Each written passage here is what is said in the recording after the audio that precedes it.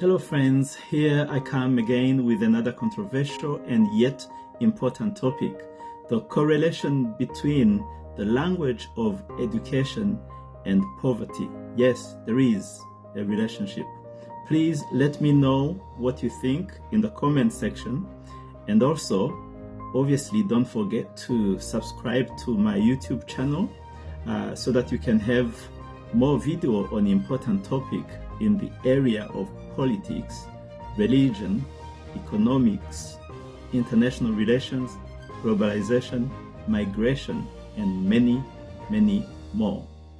So, this year, as the world celebrated the mother tongue and its use, I was invited to a Burundian public radio, and I was asked to talk about the importance of the use of mother tongue. And I discussed with other colleagues, and the discussion was very interesting. After the show, people reached out to me to know more about what I was talking. And so today I chose to share that with a wider audience. So the mother tongue is the language that you first use, the first language. And it is celebrated across the world. It's got a day. So why is it important that people are educated in their mother tongue?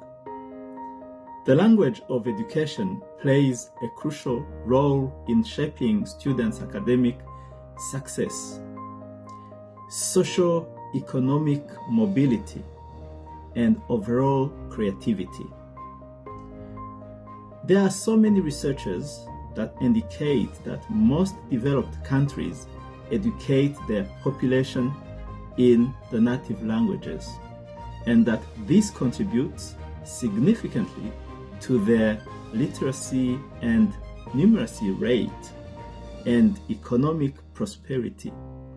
In contrast, many developing countries, particularly in Africa, continue to use the colonial languages as the medium of instruction, creating barriers for students who do not speak these languages natively. So these barriers often translate into poor education outcomes and ultimately poverty. So understanding the correlation between the language of education and poverty is essential to developing effective educational policy, the ones that foster development and inclusivity. You know that most developed countries, such as USA, Germany, Japan, and South Korea, use their native languages as the medium of instruction in schools and universities. This approach ensures that students receive education in a language they are already familiar with from an early age. This enhances their ability to comprehend and engage with the material, which is very important. The ease of learning in one's first language allows students to focus on content rather than language itself, and this leads to better understanding and performance.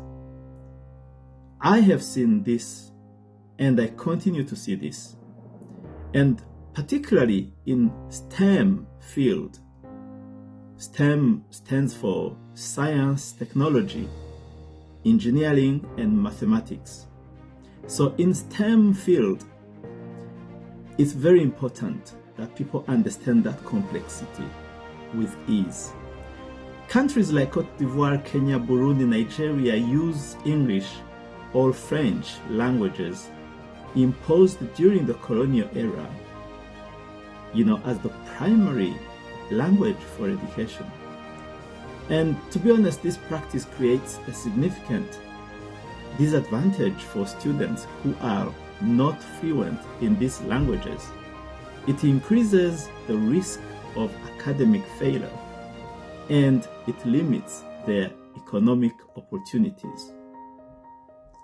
So, when students are taught in foreign language, they face several barriers that hinders their academic progress.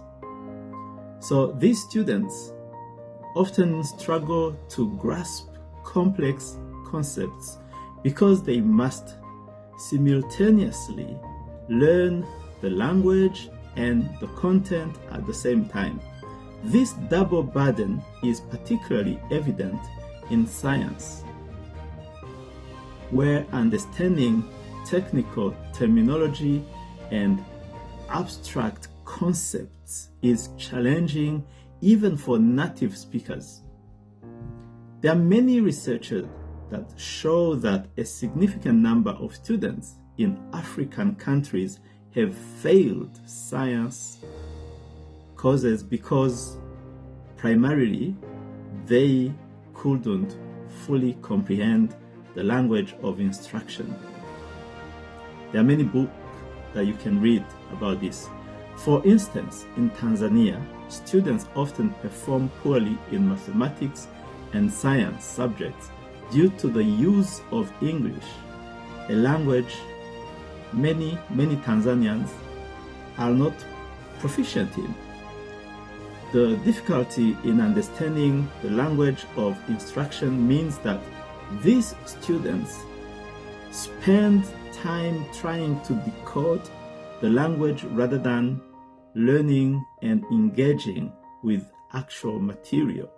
And that's a huge challenge for a student who is competing with the rest of the world. There is an impact on creativity and cognitive development as well. So, when you're learning in a language that is not one's first language, this limits creativity and cognitive development. When a student learns in their mother tongue, however, they are better able to express themselves, think critically, and engage in creative problem-solving manner. The ability to think and communicate fluently in one's native language provides a sense of confidence and encourages innovative thinking. You don't get this so easily when you're learning a language and learning a science. Conversely, when students are focused to learn in a foreign language, they may struggle to articulate their ideas clearly and confidently.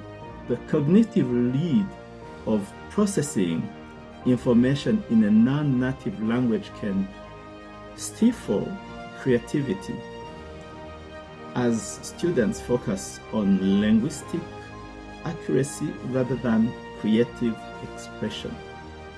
For example, in countries like Ethiopia, where English is the medium of instruction, students often hesitate to participate in discussions or creative activities due to fear of making linguistic errors, leading to reduced classroom engagement and a less dynamic learning environment.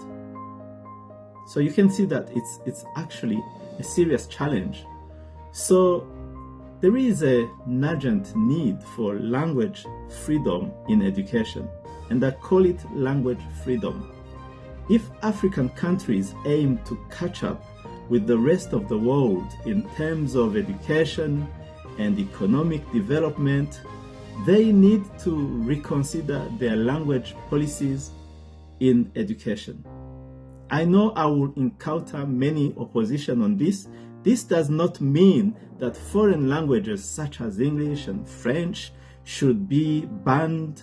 Instead, students should have the freedom to choose the language in which they receive their education. And this is even more important if they struggle with the colonizer's language. why should they be forced to continue to learn in that language? Providing education in indigenous languages can help remove the linguistic barriers that many students face, thus enhancing their understanding and engagement. I know that in some countries now, countries like Rwanda have successfully switched the medium of instruction in primary school from French to Kinyarwanda, the local language. And this, when it was done, it resulted in improved literacy rates and student performance. A researcher called Williams in 2019 proved this in that particular country, allowing students the option to learn in their native language will not only improve educational outcome, but also empower them to participate more actively in their economic and cultural environment. So, to conclude, I think there is a correlation between the language of education and poverty. And I think it's clear. Students who learn in a language they are familiar with perform better, are more creative, and have a greater chance of succeeding academically. In contrast, students forced to learn in a foreign language face barriers that can hinder their cognitive development and lead poor educational outcome. For Africa to bridge the educational and economic gap with developed nations, it is crucial to give students the choice of learning in their native languages. Other than that, we're not going to catch up. By providing this option, educational systems can foster better learning environments and ultimately contribute to breaking the cycle of poverty. I think you agree with me. If you don't, please do comment. But if so, if you are a leader in Global South, I hope you listened with interest. Thank you. Thank you so much.